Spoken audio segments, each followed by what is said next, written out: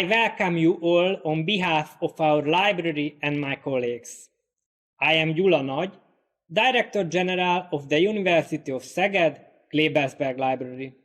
This course on the modern use of libraries is mainly created for the students of the University of Szeged. In the lessons, we present our own platforms and library services, drawing attention to the characteristics of our building and collections. But we have also collected a wealth of general library knowledge that is useful for everyone, and that is why the lessons are freely available on our website. It is intended as a digital toolkit for students, researchers, and even casual library users to help them meet the challenges of higher education and navigate their way through the World Wide Web, online spaces, and digital information resources.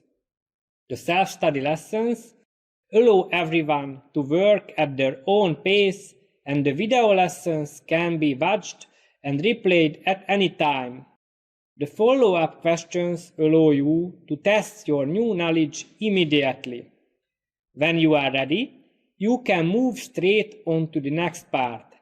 STS students who have taken the course this semester are advised to read the course completion guide carefully and to watch the practical information about the course video.